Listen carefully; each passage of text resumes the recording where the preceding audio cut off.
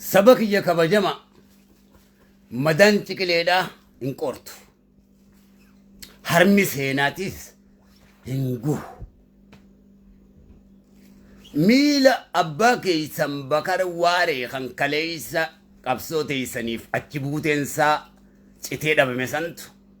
عرف هيجي أتليتا تهي الدنيا موهي إلمان رومو خيسان جيتي وبردو زيز براي سايكولوجي بوكس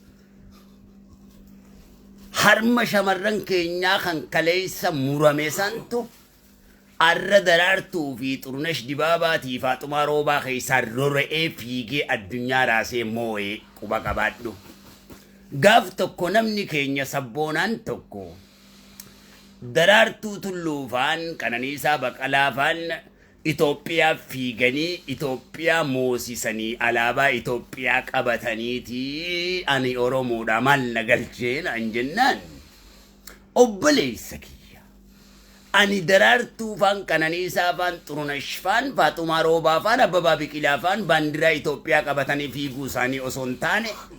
kan na gammachiisu maqaan Oromoo kabajamaa daraartuu tulluu Qananiisaa Baqqalaa Abbabaa Biqilaa xurunesh dibaabaa Faaxumaa Roobaa ji'u kun addunyaa irratti fiigee moohuu isaatirraa hin dhimma qabaan je'eeni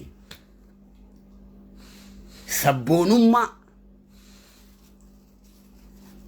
gowwummaadha osoo hin taane sabboonummaa abshaalummaatii fi qaroomuudha qabna. Kabajamoo qabsaawwan keenya obbo Johaar Mahammad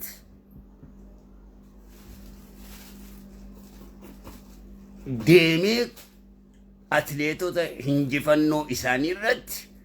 deeggaranii jiru. Dhalootaas Oromoon ispoortiinis دلدلانيس أرتينيس أمانتالانيس